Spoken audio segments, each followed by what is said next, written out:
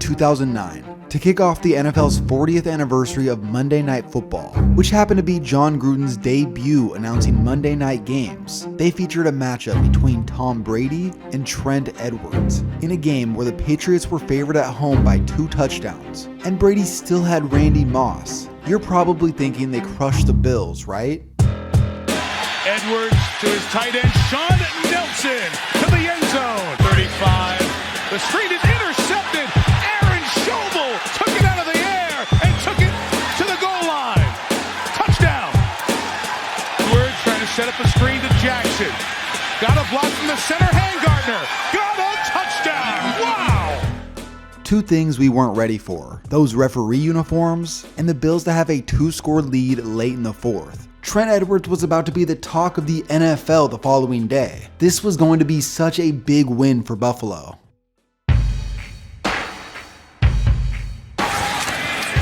Down the middle, shot, touchdown! Benjamin Watson chooses to kick it straight away. McKelvin has very little return set up and chooses to take it out anyway. And gets hit hard by Merriweather, and the ball came out! It's free at the 30! Who's got it? The Patriots do! Brady's picking apart the blitzes.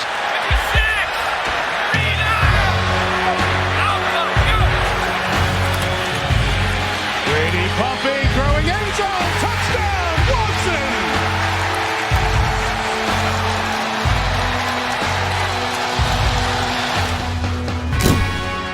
The look on T.O.'s face says it all. The Bills blew an 11-point lead in just over a minute and went on to lose that game.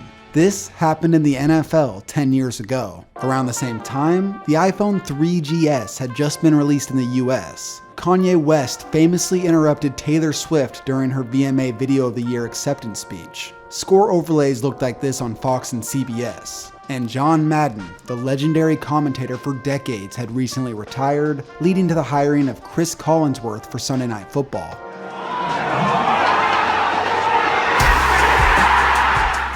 I found quite a few things out about the 2009 season, including how the Patriots and Seahawks almost played a preseason game in China, but it was canceled due to the 2008 economic crisis. Also, Jay Cutler of all people had the #1 selling jersey in the league. I also found a 2009 NFL season preview on ESPN's website, featuring team-by-team previews, predictions, and even live discussion.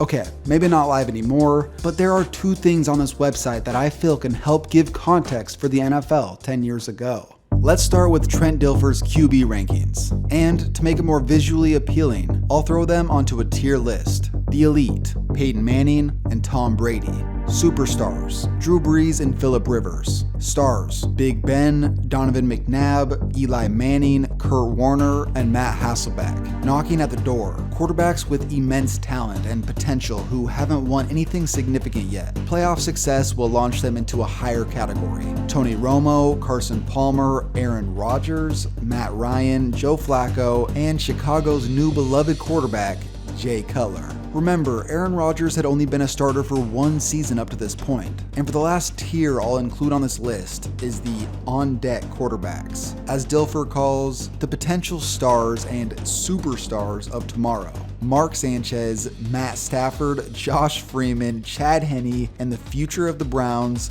Brady Quinn. There are more quarterbacks on this list, but Dilfer has them labeled out a little bit differently. This includes the newly acquired Vikings quarterback, Brett Favre. At this point, no one really knew what he was capable of. He was approaching 40 years old and coming off a season with the Jets that ended in injury. There's also a not enough evidence list that includes Alex Smith, Matt Leinart, Tavares Jackson, and Jamarcus Russell. 2 of the greatest quarterbacks in the history of the NFL, Brett Favre, and then Peyton Manning, and Jamarcus Russell. I like that. There's a few guys I left out, but lastly, 2 quarterbacks that I want to mention are from the rehab projects. This included Michael Vick and Vince Young. Vick had just been reinstated after being released from prison, and he had just signed with the Eagles. No one really knew how they were going to end up using him. Vince Young was still a member of the Tennessee Titans, but after being injured and benched in 2008, he made quite a bit of headlines for head-scratching reasons. No one really knew what to expect from him moving forward. But now, let's go look at some of the main storylines headed into the 2009 season. Based on this article from ESPN's John Clayton, I'll quickly go over 4 of these that I thought were interesting. Number 1, can Brett Favre make the Vikings a Super Bowl contender? Like I said earlier, Brett Favre was coming off a 1-year run with the Jets where he retired, then unretired to play with his former team's rival. The Vikings were loaded. And the answer to this question was a resounding yes. Number 2, what impact will Michael Vick have on the Philadelphia Eagles? Vick was to be Donovan McNabb's backup. Over the course of the season, the Eagles used Vick as a sort of gadget guy, and overall, didn't make much impact. Number 3, how big will the Wildcat offense be this season? If you remember, people were obsessed with the idea of the Wildcat. The Miami Dolphins took this college-style formation and Ronnie Brown torched the Patriots with it. It also turned around their season and led them to the playoffs in 2008. Was it going to be the new wave? The answer, it would pretty much die at the pro level after that. Number 4, will Terrell Owens make the Buffalo Bills a playoff team? Terrell Owens had been a perennial all-pro receiver his entire career, but he was known to be a headache to deal with. Although Antonio Brown has sort of made him look like an angel, Owens had found himself on his 4th NFL team of his career. How would it go? He had below average stats for his standards, and his time in Buffalo would end after only 1 season. Here are some things that happened throughout 2009. 1. Drama went down in Oakland. Oakland Raiders head coach Tom Cable was accused of punching assistant coach Randy Hansen in the face and fracturing his jaw, and eventually no charges would be filed. 2. The Steelers would miss out on the playoffs after winning the Super Bowl the previous year. 3. Vince Young bounced back. He went 8-2 as a starter, made the Pro Bowl, and had that iconic 99-yard game-winning drive that ended like this. Vince Young looks. Don't hold, don't hold. Runs, throws, blocked. It's caught for a touchdown by Teddy Brett. 4. Matt Schaub led the league in passing yards, and he would also make the Pro Bowl. 5. The Rams would go 1-15, making them the worst team in the league. 6. Brett Favre would make his infamous return to Lambeau. Here comes Brett Favre in the Minnesota offense. After winning that game, Favre would go on to have an incredible season, leading the Vikings to a record of 12-4. Lastly, the Colts and Saints would dominate. 2 seasons removed from the Patriots finishing the regular season undefeated, the Saints started the year winning their first 13 games. And at the same time, the Colts won their first 14 games. This was the first time in NFL history that 2 teams went that far into the season undefeated. The Colts also set the record for most regular season wins in a row at 23. This dated back to the previous year.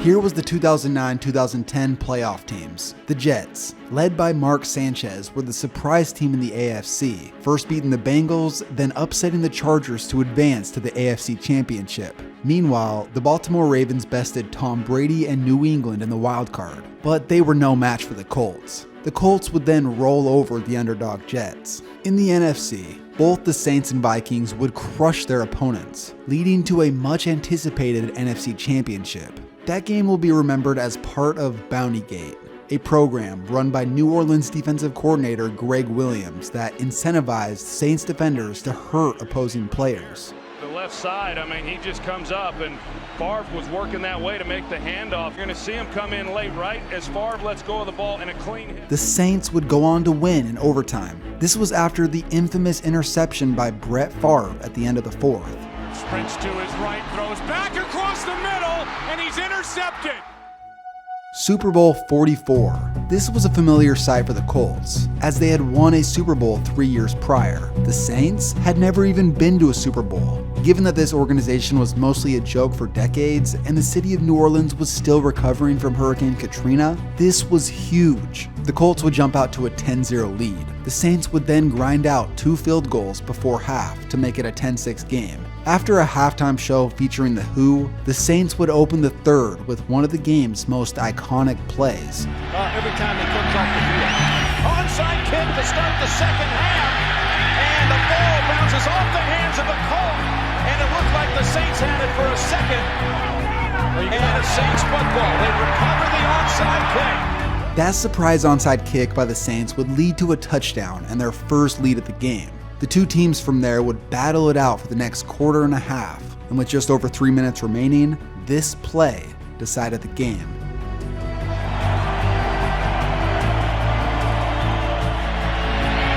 Picked off. Look out. Gets past Manning, and it's Tracy Porter taking it all the way. Touchdown, New Orleans. Drew Brees and the Saints had brought one home for the city of New Orleans. This was a truly remarkable accomplishment.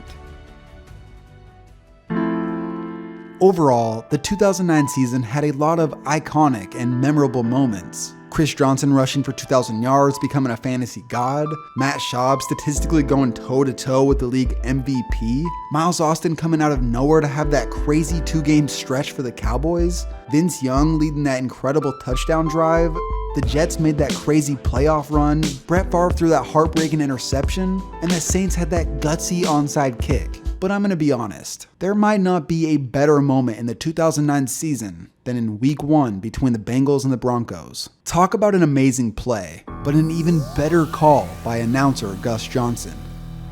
Gordon bumps again to the sideline.